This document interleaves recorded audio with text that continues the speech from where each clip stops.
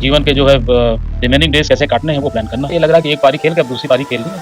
अब जीवन का एक पड़ाव खत्म हुआ है, 3 पड़ाव होते हैं। एक निष्पक्ष और जनता की सेवा करने वाली सेवा, ये मेरा आदर्श था। आदमी के कपड़े और जूते से उसकी पहचान नहीं होती है, आदमी के व्यक्तित्व से उसकी पहचान होती है। मेरी पत्नी कोरोना में बीमार पड़ी थी, मैं उस दिन भी जिस दिन वो एक्सपायर, उस दिन भी मैं ऑफिस में बैठ के मैंने दस्तखत किए। मेरी पत्नी कहा करती थी कि अगर आप इतना अच्छा काम करते हैं तो आपको राष्ट्रपति अवार्ड मिलना चाहिए। वो मुझे मिल गया और तो ये उनका सपना भी था, तो मैंने उनका पूरा किया। पुलिस विभाग के लोग जो है अपनी सामर्थ्य के अनुसार और सामर्थ्य से अधिक जनता के लिए कार्य करते हैं। आप लोग पुलिस विभाग को सदैव सहयोग करें, उनकी समस्याओं को जानते हुए, उनकी परेशानियों को जानते हुए उनको सहयोग करें और जो भी चीज़ें हों उनमें उनकी मदद करें, जिससे वो आपकी अच्छी सेवा कर सकें। नमस्कार, आप देख रहे हैं रिपब्लिक डेली और मैं आपके साथ नितिन प्रताप सिंह।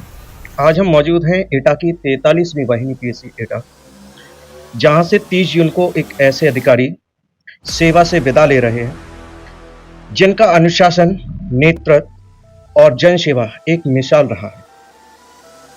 हम बात कर रहे हैं आदित्य प्रकाश वर्मा जी, आईपीएस, जिनका पुलिस सेवा में लंबा और गौरवपूर्ण सफर अब तक एक नए मोड़ पर पहुंचने वाला है। रिटायरमेंट से कुछ दिन पहले हम उनसे जानेंगे उनकी जिंदगी का सफर, उनकी चुनौतियां, उनकी उपलब्धियां और शायद भविष्य की कोई नई योजना हो। सर, रिपब्लिक डेली में आपका बहुत बहुत स्वागत है। बहुत बहुत धन्यवाद आपका।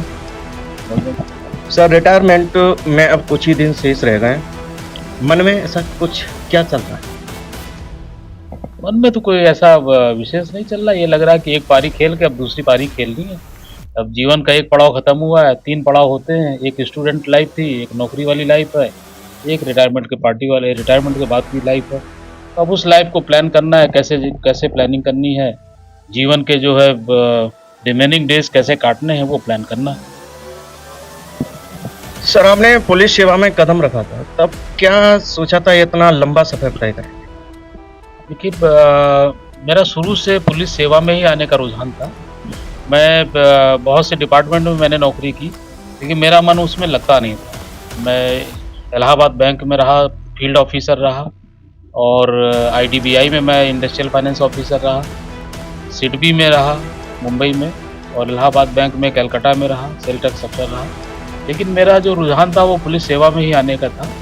तो एक निष्पक्ष और जनता की सेवा करने वाली सेवा, ये मेरा आदर्श था, इसीलिए मैं पुलिस विभाग की तरफ मुड़ा मैं। जैसा कि आपने बताया कि आपने जगह जगह अपनी सेवा कार्यकाल रहा है अपना, तो आपका ऐसा कोई कार्यकाल रहा हो जिसमें आपका बहुत ही वो समय चुनौतीपूर्ण रहा? देखिए, हमारा जीवन तो पूरा ही चुनौतीपूर्ण ही रहा। फ्रॉम द वेरी बिगिनिंग मेरा selection Motilal Nehru engineering college में हुआ था और यूपी में मेरी 26 रैंक थी। तो मेरे पिताजी के पास पैसे नहीं थे, तो वो मुझसे बोले कि यार मेरे पास पैसे नहीं है, इतनी महंगी पढ़ाई मैं नहीं करा सकता हूँ। तो मैंने उनसे कहा कि आप जो है सस्ती जगह से मुझे इंजीनियरिंग करा दीजिए जहाँ पे कम पैसे लगते। तो फिर मैंने सस्ती जगह से इंजीनियरिंग किया, वहाँ से मैंने बीटेक किया, एमटेक किया, और जो जीवन के पड़ाव थे मैंने उनको प्राप्त किया। भावनात्मक या प्रेरणात्मक किस्सा जो आज भी आपके दिल के बहुत ही करीब, जो आपके आज भी कहते हैं कि दिल के बहुत करीब हो, जिसे आप भुला नहीं सकते या नहीं भुला पा रहे हो? ऐसे तो बहुत से किस्से हैं। मैं तो भावनात्मक रूप से कई चीज़ें रही। जैसे जब मैं पीसीएस का इंटरव्यू देने गया था, तो मेरा जूता तल्ले से फटा हुआ था और उस जूते को पहन के मैंने इंटरव्यू दिया। अंदर से हिचकिचाहट थी, लेकिन ये लगता था नहीं यार, इंटरव्यू बोर्ड में नॉलेज देखी जाती है, जूते और कपड़े नहीं देखे जाते हैं। तो उसी को पहन के मैं गया और उसके पहनने के इंटरव्यू दिया मैंने। इंटरव्यू बढ़िया हुआ और मेरा सिलेक्शन भी उसी में हुआ। ये सबसे मैं इसको हमेशा याद करता हूँ कि मतलब आदमी के कपड़े और जूते से उसकी पहचान नहीं होती है, आदमी के व्यक्तित्व से उसकी पहचान होती है। सर, अगर वापस समय मिले आपको, तो आप क्या कुछ और करना चाहेंगे जिससे आप आज भी अधूरा मानते हैं? वापस समय मिले तो यद्यपि मैंने अपनी सर्विसेज का बेस्ट दिया है पुलिस सर्विसेज को, लेकिन और बेस्ट करने की कोशिश करूँगा, जिससे कि जो आज करंट सिनेरियो में जिस प्रकार की पुलिसिंग चेंज हो रही है, मीडिया और टेक्नोलॉजी और सभी चीज़ें, आईटी, एआई, ये सब चीज़ें आ रही हैं पुलिस विभाग में, तो मैं इनको सीख के और अच्छी पुलिसिंग करने की मैं कोशिश करता अगर मुझे वापस समय मिलता तो। जैसे आपके परिवार से या आपके बच्चों की क्या भूमिका रही आपके इस पूरे सफर में या सेवा में? देखिए हमारे परिवार और बच्चों की भूमिका जो है बड़ी सकारात्मक रही और सभी लोगों को ने सपोर्ट किया। जैसे पुलिस विभाग होता है कि आदमी परिवार को नहीं देख पाता है और बहुत सी चीज़ें आदमी मिस करता है, तो हम लोगों ने भी मिस किया। और पुलिस विभाग में छुट्टियों का हमेशा रहता है कि हम बच्चों के साथ एंजॉय करें, तो वो सब चीज़ें, वो समस्याएँ तो रहती हैं, लेकिन बच्चों ने कोऑपरेट किया, सभी चीज़ें कोऑपरेट की।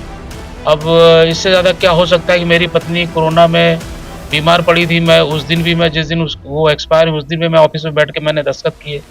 इससे बड़ा और क्या हो सकता है परिवार के लिए? ऐसा कोई पल है जिसको आपकी सेवा को लेकर के, आपके सर्विस को लेकर के परिवार ने कभी उसका अनुभव किया हो या महसूस किया हो? बहादुरी को लेकर के या कोई ऐसा कोई पल रहा? ऐसे तो पल जो है अ, हमेशा हम लोग कोशिश करते थे कि मतलब अच्छी से अच्छी सेवा दें और बहादुरी का गर्व तो महसूस नहीं किया, क्योंकि बहादुरी का रिवार्ड कम मिलता है, नकारात्मकता ज़्यादा रही। बहादुरी गर्व नहीं, वो एक नकारात्मकता ज़्यादा रही जिसको मैं एक्सप्लेन नहीं कर सकता हूँ। लेकिन मेरी पत्नी कहा करती थी कि अगर आप इतना अच्छा काम करते हैं तो आपको राष्ट्रपति अवार्ड मिलना चाहिए। वो मुझे मिल गया और तो ये उनका सपना भी था, तो मैंने उनको पूरा किया।